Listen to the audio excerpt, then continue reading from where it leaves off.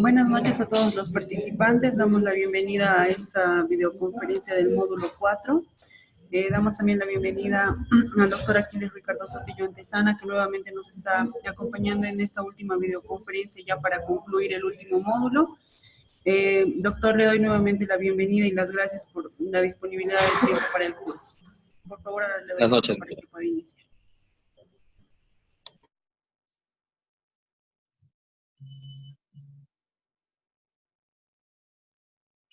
Muy bien, buenas noches.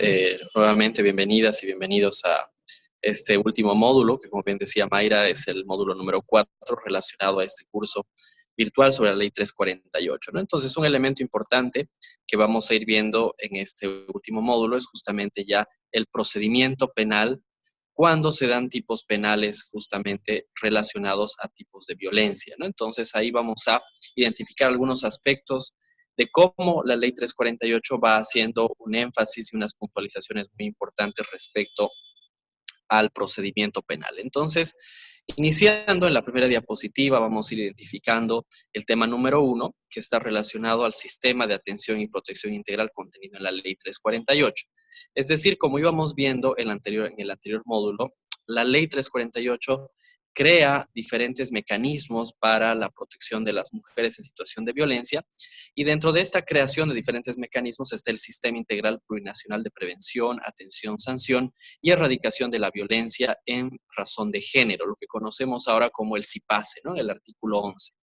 Entonces, este sistema es un sistema integral, un sistema muy, muy interesante desde su diseño porque establece elementos de atención integral, también elementos de sistemas de información, de registro de datos en relación a datos estadísticos de carácter oficial, la certificación de antecedentes como un mecanismo también de promoción de los derechos y evitar justamente que algunas personas que hayan tenido situaciones de violencia accedan a la función pública o a algunos cargos, la información también del INE, hay una vinculación también con esta institución del Estado, y el acceso también, como decíamos, a cargos públicos. Es decir, este sistema, principalmente el interés que tiene y que persigue es justamente generar información, generar datos que vayan justamente a apoyar a la construcción de políticas públicas. En ese sentido, en la siguiente diapositiva, ustedes van a identificar cuáles son los principales servicios que va a ofrecer justamente este sistema que decíamos. Y uno de las puntas de lanza de este sistema es el fortalecimiento de los servicios legales integrales, de los famosos SLIM, que como veíamos en el anterior módulo son responsabilidad de los gobiernos autónomos municipales, su creación y también su funcionamiento. En ese sentido, vamos a identificar que en estos SLIM se da un apoyo integral a partir de la ley 348, estableciendo, por ejemplo, servicios de atención integral, apoyo psicológico también, apoyo social, una terapia psicológica que no solamente tiene que ser para la víctima, sino también para el grupo familiar, para las hijas, los hijos o los ascendientes que hayan estado ante esa situación de violencia, orientación en denuncias en caso de violencia, un tema muy importante, donde ahí los SLIMs tienen que orientar cómo iniciar el proceso en la FELCB, los procesos ante la Fiscalía, etcétera, ¿no? También los SLIMs están facultados para realizar una intervención inmediata de justamente todos los casos de violencia, y un elemento central que identificamos es el patrocinio legal gratuito, ¿no? Que a veces el tema de acceso a la justicia, como bien lo señalamos, la justicia en Bolivia es gratuita, lo que nos cuesta son las abogadas y los abogados. En ese sentido, también se da esa posibilidad de que una persona no pueda tener o costear un abogado particular, pueda también ser vinculado a estos servicios legales integrales. En la siguiente diapositiva vemos algunas otras atribuciones que vemos en relación a la difusión de los derechos de las mujeres, en relación a la promoción que se tiene que hacer de los derechos, las acciones de prevención, que está muy vinculado con ámbitos educativos, ámbitos de la sociedad civil, donde los SLIM tienen que involucrarse, la solicitud de medidas provisionales y cautelares, como vamos a ver más adelante, ante los jueces, las visitas de apoyo e informes sociales que tienen que elaborar como una suerte de seguimiento que se realizan de estos procesos, informes que tienen que ser elevados al Ministerio Público y reportar todas las denuncias a este sistema, el sistema CIPACE, como mecanismo de generar unos datos oficiales, ¿no? Entonces vean que es un sistema bastante integral, bastante interesante, donde lo principal es, por un lado, decíamos, generar información y segundo, dar una atención prioritaria, inmediata a las mujeres en situación de violencia y también a todas las personas que estén incluidas en eso. A continuación, en la siguiente diapositiva ya vamos a entrar en el tema número 2, al procedimiento de persecución y sanción contenido en la Ley 348. Es decir, vamos a identificar este proceso en 3 elementos importantes, que es la denuncia, la investigación y la persecución penal. Estos 3 elementos centrales que se van a ir dando en un continuo en relación justamente al derecho penal y al procedimiento penal como tal. Entonces ahí ustedes están viendo ya en el tema número 2 que va a empezar todo con una denuncia, ¿no? Es decir, que la denuncia la puede realizar cualquier persona, la puede realizar la víctima de forma directa o también cualquier persona, como decíamos, sin necesidad de poder, pueden ser familiares, amigos, colegas, es un elemento importante, ¿no? Entonces, ¿ante quién se realiza esta denuncia? Se realiza ante la Fuerza Especial de Lucha contra la Violencia, la FELCB, o también directamente ante el Ministerio Público.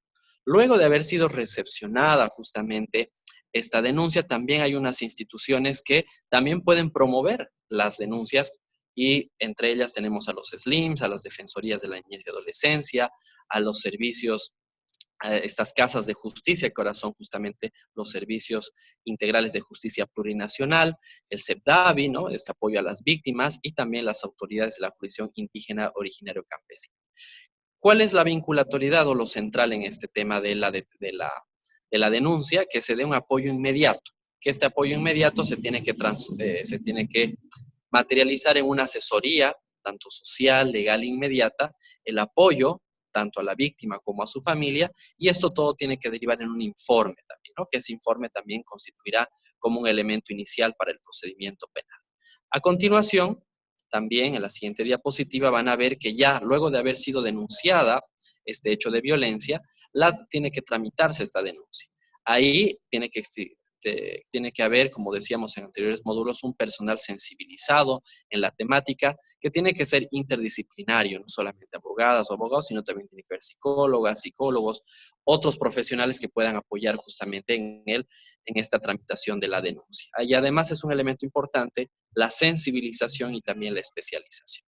Entonces ya durante la prosecución de esta denuncia, se tiene que garantizar por parte del Ministerio Público, por parte de la policía y por parte también de los jueces y las juezas las siguientes garantías, ¿no? El acceso a la justicia, el juez natural, que aquí, o el juez natural adquiere una relevancia muy importante porque tiene que estar ausente de todo prejuicio, de todo elemento patriarcal, porque si no, la denuncia no va a prosperar, un trato de calidad y calidez y un acceso a la información irrestricto, ¿no? Un elemento importante. Ahora, en esta situación, cuando ya la policía comienza a investigar, la fiscalía está comenzando a hacer sus primeros actos investigativos, aparece la figura de la conciliación. La regla en la ley 348 es que la conciliación está prohibida. Esa es la regla. Ahora, excepcionalmente y de forma muy, muy esporádica se tienen que dar justamente las conciliaciones, vuelvo a repetir, de carácter excepcional, cuando así lo establezca la víctima, cuando hay un compromiso del agresor, pero la regla es que no exista conciliación. Y esta vinculatoriedad de que no exista conciliación es justamente para materializar los derechos de las personas, porque a veces por intimidación, por miedo, se obliga a las víctimas a conciliar y no llegamos justamente a una resolución del caso, ¿no? Entonces, ese es un elemento importante. En la siguiente diapositiva, continuando con este procedimiento, vamos a identificar que la ley 348 se va a aplicar de forma preferente cuando el fiscal o el juez tenga otras normas para aplicar. Va a haber un asesoramiento gratuito, tanto de los servicios integrales de justicia plurinacional como también estos servicios de protección a la víctima. Y volvemos con los SLIMs, que los SLIMs son este brazo operativo, este brazo técnico que tiene que dar atención integral. A continuación, ya en la siguiente diapositiva, ustedes ven que la investigación, como lo señalábamos, está a cargo de la FELCB. Entonces, a través de esta ley 348 se crea la Fuerza Especial de Lucha contra la Violencia, que está justamente vinculada y tiene como principal tarea la investigación de todos estos casos, ¿no? Luego también se va a generar una plataforma de denuncias en el Ministerio Público donde se pueden recepcionar estas denuncias por caso de violencia, ¿no? Entonces, como estamos viendo, estamos con la denuncia, luego se pasa a la tramitación de esta denuncia y luego ya se apertura el proceso penal. Entonces, también un elemento importante es el tema de la flagrancia, que se da en casos donde una autoridad o las víctimas hayan denunciado, entonces también ahí se da justamente en la flagrancia la privación de libertad de forma directa, ¿no? Es un elemento importante que prevé la ley 348. A continuación, en la siguiente diapositiva, estamos estableciendo que esta FELCB, esta fuerza que se crea, tienen que tener unidades también móviles, no siempre tienen que estar en un comando de la policía, una oficina de la policía, sino también se pueden dar unidades móviles, decíamos, o servicios desconcentrados en diferentes lugares de las ciudades. Asimismo, también se establece que la FELCB y la Fiscalía tienen que tener protocolos especializados, sensibilizados sobre la temática de violencia contra la mujer y también un principio muy importante que recae sobre las fiscales y los fiscales es la investigación de oficio. El famoso principio de impulso procesal que siempre aprendemos en Derecho Procesal Orgánico, donde la persona que esté interesada tiene que proseguir el trámite, aquí se invierte en cierta manera porque el que tiene la vinculatoriedad y la obligatoriedad de generar investigaciones, de generar toda esta serie de elementos de investigación, vuelvo a repetir, tiene que ser el fiscal y la fuerza especial. No necesariamente la víctima tiene que estar detrás. Es un elemento importante porque la víctima puede incluso revictimizarse en estas situaciones, entonces ahí se tiene que evitar. Entonces, ya en la siguiente diapositiva ustedes están viendo que existe un protocolo de atención que da la FELCB a la víctima. Y esto está desarrollado de una forma muy especial en el artículo 58 de la ley 348. Entonces, en este protocolo que van a generarse las reglas por las cuales se tiene que primero tener una denuncia, recibir una denuncia y luego proseguirla, se refiere a la asistencia, la orientación y la evaluación de la denuncia, siempre protegiendo la dignidad, la intimidad, la honra, la reputación de la víctima. También en estos protocolos se establece que es deseable evitar cualquier tipo de contacto entre la víctima y el agresor, evitar el famoso careo, porque obviamente ahí pueden generar una intimidación a la víctima. Se tiene que dar una coordinación con todas las instancias, como habíamos dicho, defensorías, los servicios integrales, justamente las casas de acogida, etcétera, ¿no? Entonces también este protocolo establece el evitar la revictimización y también un elemento importante en relación a la sensibilización. Entonces vean que ese protocolo establece de forma clara en el artículo 58 por dónde tiene que orientarse. Asimismo, más adelante en la siguiente diapositiva, ustedes van a identificar cuáles son estas responsabilidades de los fiscales de materia, los fiscales en materia de violencia contra la mujer. Entonces, tienen las siguientes facultades que establece este artículo. Solicitar medidas de protección, recolectar pruebas, solicitar peritajes, dirigir, por supuesto, a la investigación en coordinación con la FELCB en este caso, y se tienen que elevar informes semestrales sobre los casos que se están llevando para justamente dar un seguimiento integral a estos casos. Cuando así corresponda, también tendrán que requerir estos fiscales un patrocinio legal para la víctima en el caso que no pueda costearse, traductoras, traductores, y también disponer el ingreso de las víctimas a esta unidad de atención y protección de víctimas y testigos de delitos, ¿no? Porque a veces las denuncias se quedan en casos truncos, en casos inacabados por el miedo, por la intimidación, como decíamos. Entonces también ahí se puede establecer este ingreso de las víctimas. Asimismo, en la siguiente diapositiva, continuando con este procedimiento penal, vamos a establecer que también, al igual que la FELCB tiene que tener unidades móviles, los fiscales de materia también pueden generar un movimiento territorial para justamente generar mayor tipo de denuncias, mayor tipo de investigación sobre esos temas, ¿no? Eso está previsto en el artículo 62. También el personal de apoyo tiene que estar sensibilizado. Los médicos forenses, asimismo, tienen que estar sensibilizados, mejor si tienen sensibilidad, dice la ley del artículo 64. Luego también un elemento importante es que un certificado médico homologado también constituye prueba. No es necesario ir al famoso IDIF para tener esta prueba de, por ejemplo, certificados médicos. Tiene que haber un acceso a la documentación Y también el IDIF, como decíamos, este Instituto de Investigaciones Forenses, tiene que tener una sensibilización en el tema, como así lo establece el artículo 67. Ahora, a partir de este procedimiento penal previsto en la Ley 348, se crea estas juezas y estos jueces, estos juzgados especializados en materia de violencia por razón de género, ¿no? Entonces, hay un elemento importante que la Escuela de Jueces del Estado también tiene que informar, tiene que ir formando, decíamos, en esta temática muy importante. Lo importante y lo central de todo esto es generar un equipo interdisciplinario que esté sensibilizado en la temática. A continuación, en la siguiente diapositiva, vamos a ver cómo se han creado justamente estos nuevos juzgados, estos nuevos elementos dentro de la judicatura de la jurisdicción ordinaria y previstos justamente también en la ley del órgano judicial. Es decir, hay una modificación de la ley del órgano judicial porque se crean los juzgados de instrucción de materia contra violencia contra las mujeres, también juzgados de sentencia y los tribunales de sentencia en materia de violencia contra las mujeres. Es decir, se crea una judicatura en esta temática que consideramos que es central en relación al ejercicio y a la protección de los derechos de las víctimas.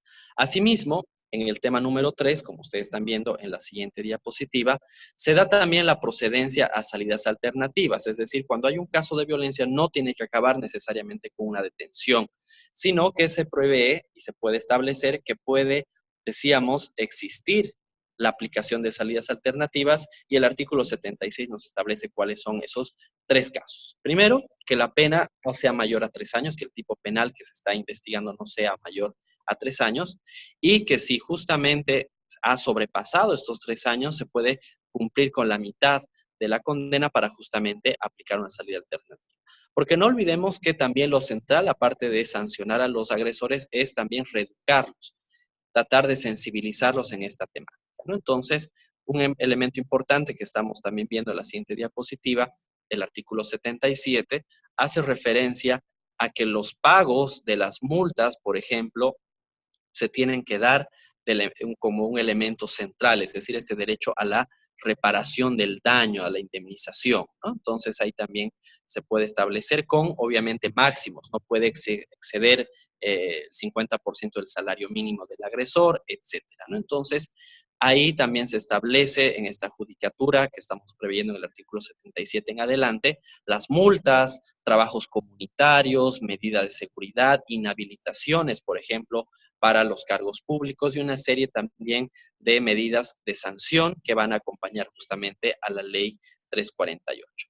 Asimismo, luego, entonces estamos viendo que el procedimiento que establece la ley 348 es primero crear una judicatura especializada y vamos a ver que se crean y se modifican tipos penales. Ahí en el artículo 83, en la siguiente diapositiva, ustedes tienen un listado de diferentes tipos penales que se modifican bajo el enfoque de la protección de las mujeres que están en situación de violencia. Entonces ahí van a ver varios artículos que se van a ir modificando, que se van a ir estableciendo a partir de lo establecido en el artículo 83. Y en la siguiente diapositiva vamos a ver que también, aparte de esa modificación que tenemos de los tipos penales, se van a crear nuevos tipos penales, como ven en la siguiente diapositiva, porque en el artículo 84 de la ley 348, ahí se establece justamente, decíamos, la creación desde el 84, el artículo 85, la creación de nuevos tipos penales, por supuesto, donde se destaca de forma muy importante el feminicidio, ¿no? Entonces, como también hablábamos de la Convención de Belém do Pará, que es una obligatoriedad que se comprometió el Estado boliviano para todo esto. Entonces, veamos que el procedimiento penal de la ley 348 también crea nuevos tipos penales y modifica algunos otros, que es un elemento también sustancial y muy importante.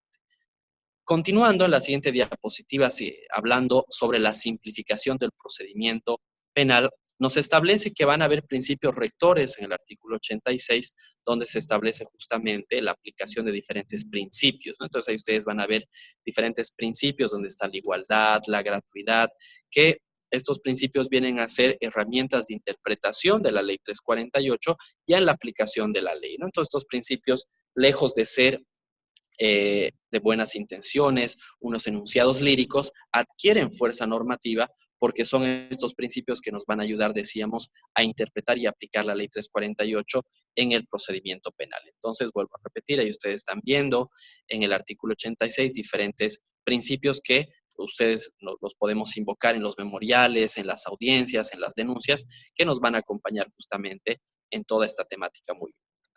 Asimismo, vamos a tener una simplificación, como veíamos en el tema número 3, en la siguiente diapositiva, donde a partir del artículo 87 van a dar directrices para los procedimientos judiciales y administrativos.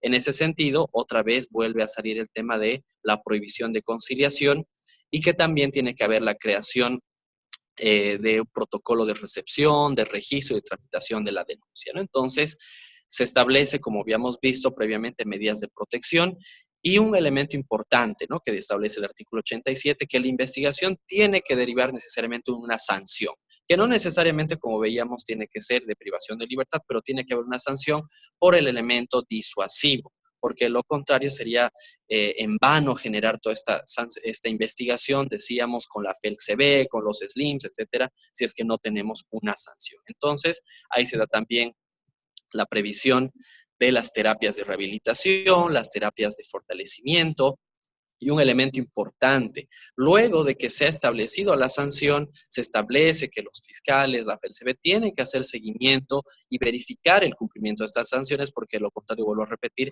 que harían saco roto todos los elementos que estamos viendo, ¿no?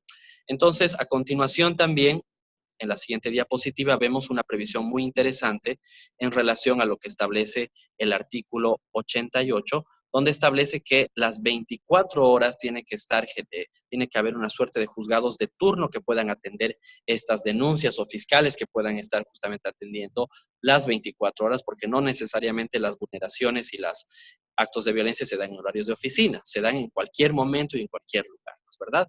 Entonces, también una previsión muy importante del artículo 89 es la reserva del caso, la privacidad de los datos de la víctima, entre otras cosas, ¿no?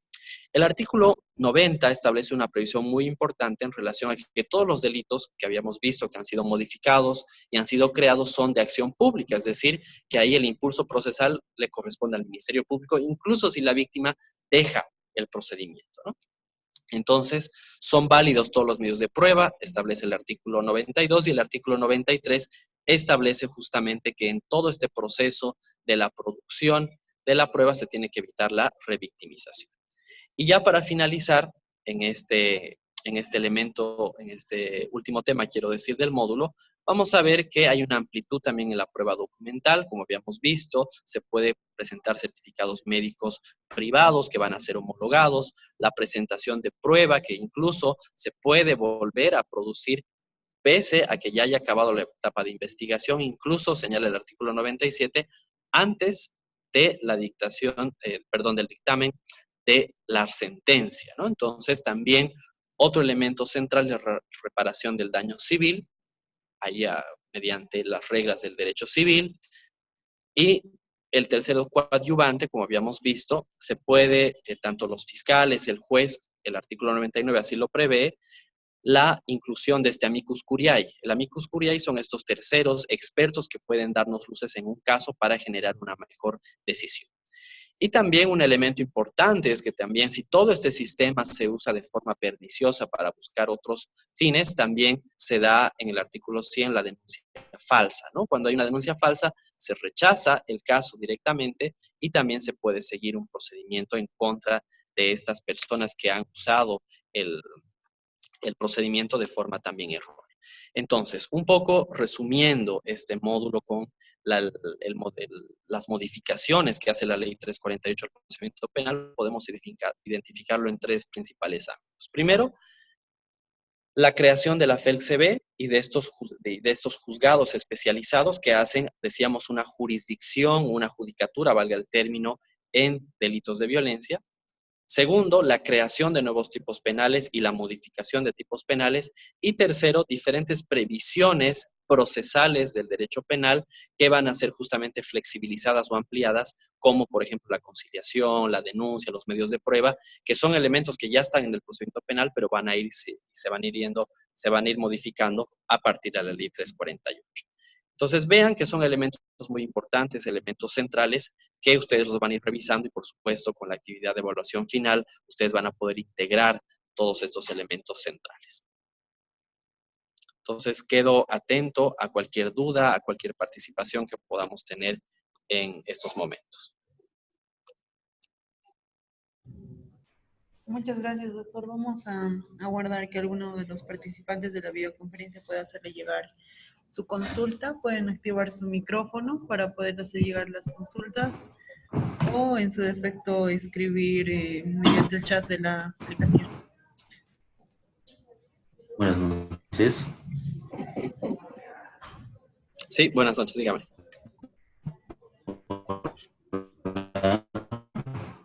Doctor, buenas noches.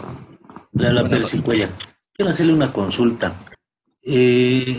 Veíamos en una de las diapositivas acerca de las valoraciones médicas con la promulgación de esta ley de la 1176 de evaluación procesal, y ya se ha dejado de lado, digamos, esta nueva normativa, la 1173, ¿aplica también para servicios públicos como para privados? Es una excelente pregunta, ¿no? Obviamente la ley 1173 que ha sido promulgada últimamente es posterior a la ley 348. Entonces, ahí los medios probatorios se amplían. Entonces, también un elemento central es eso, que no solamente como decíamos, los medios probatorios tienen que generarse a partir de instituciones públicas, sino también de instituciones privadas. Hay una suerte de convalidación, porque lo central en esto es el acceso a la justicia, como dice la ley 1173. Entonces, sí se prevé y está permitido, por ejemplo, la producción de prueba que se hayan dado en espacios privados. Por supuesto que sí.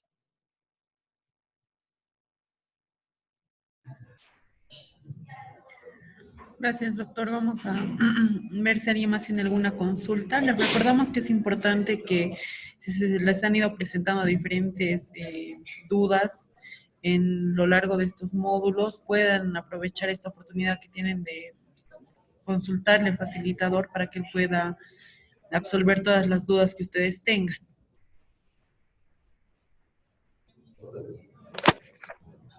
Muy buenas noches, doctor.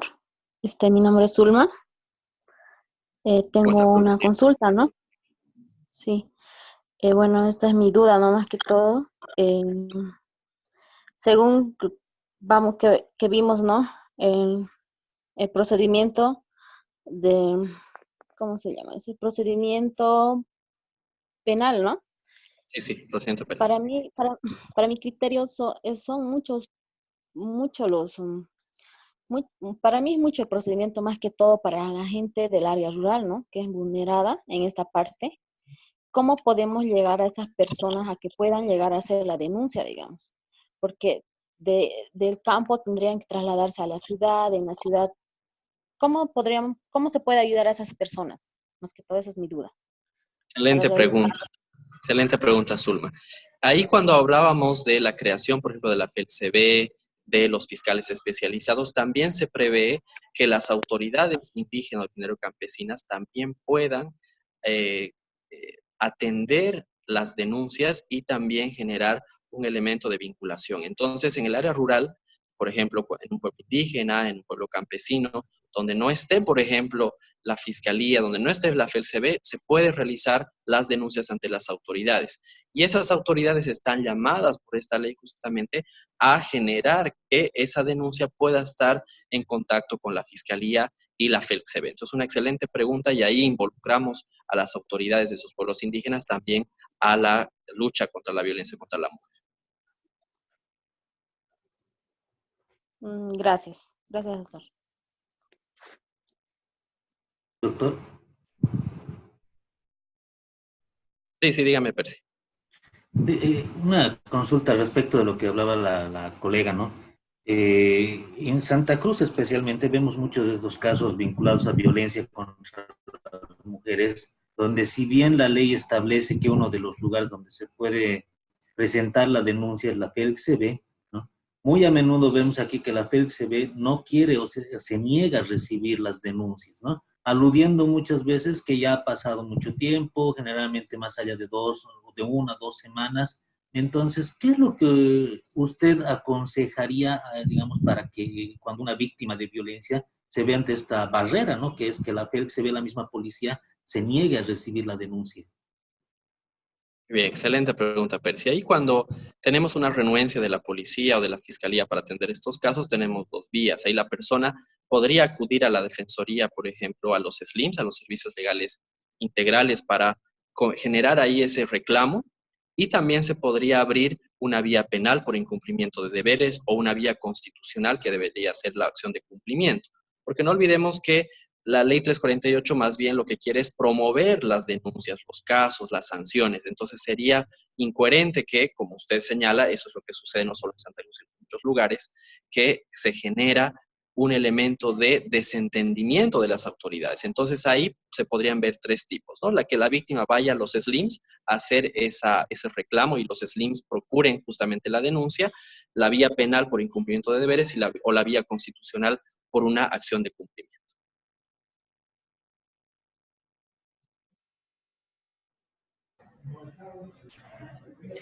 Gracias, doctor. Bueno, a mí me acaba de, de escribir una persona al celular. Me indica esta persona qué pasa en el caso de que pueda ir a hacer una denuncia, pero le soliciten que ella tiene que tener un abogado. Por ley no le correspondería a ella que le den un abogado al cual ella, en este caso, le salga de manera gratuita.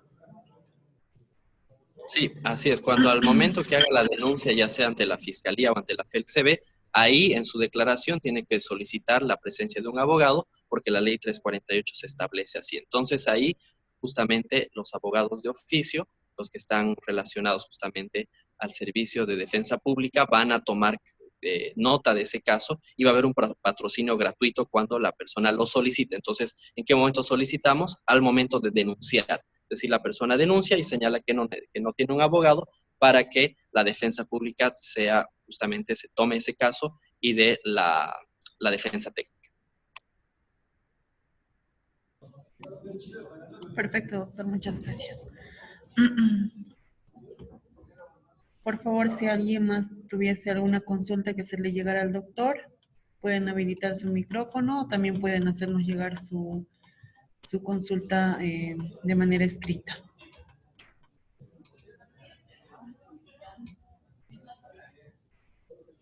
Aprovechando estos minutos, doctora, les recordamos a los participantes que también pueden hacerle llegar las consultas mediante la herramienta Foros.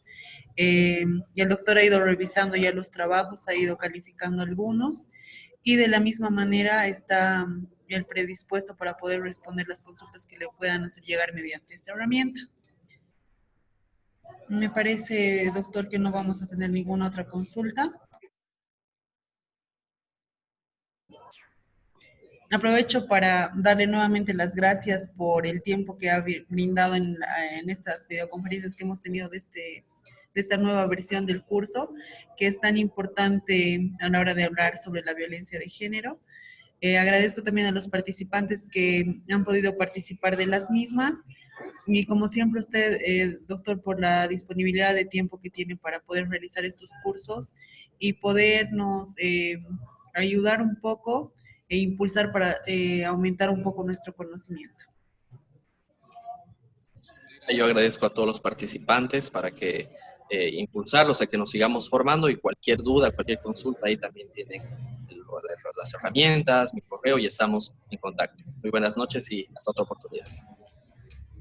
Perfecto, doctor. Muchas gracias a todos por su participación. La videoconferencia ha sido grabada.